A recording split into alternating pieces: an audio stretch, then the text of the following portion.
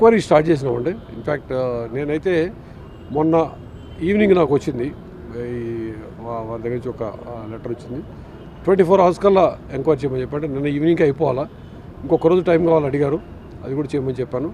నిన్న కూడా మళ్ళీ ఏదో కొంత ఇన్ఫర్మేషన్ వచ్చింది, కొంత మొత్తం విచారించి ఇవాళ సాయంకాలానికి నివేదిక వచ్చేట్టు అవకాశం ఉంది. సార్, కంటిన్యూగా పవన్ కళ్యాణ్ టార్గెట్ చేస్తూ అక్కడేమో ఏజెన్సీలో నకిలీ పోలీసు, పవన్ కళ్యాణ్ ఇంటి దగ్గర రెక్కి, ఇప్పుడేమో డ్రోను, కంటిన్యూగా ఒకే చోట ఇలా జరుగుతుంటే ఏమనుకోవాలి? అంటే మేము ఈ రెండు విడిగా చూస్తున్నామండి.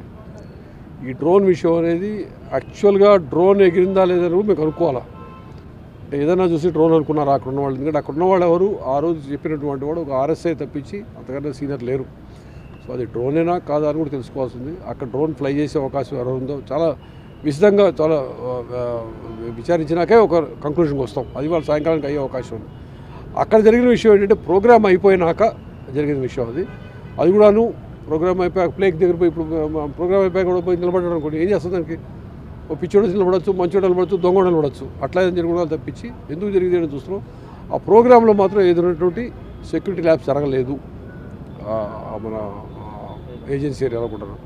ఏది అయినప్పటికీ ప్రతి చిన్నదాన్ని, ప్రతి విషయాన్ని మేము చాలా సీరియస్గా తీసుకుంటాం, అన్ని విచారణ చేయడం జరుగుతుంది. సీఎం విషయంలో సోషల్ మీడియాలో వార్ జరుగుతుంది, Nara Lokesh versus Pawan Kalyan.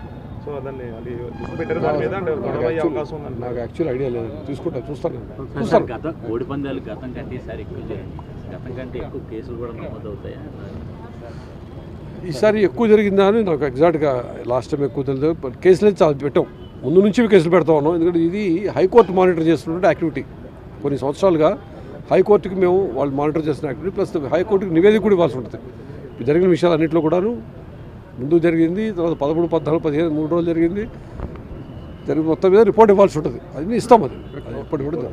Okay, right.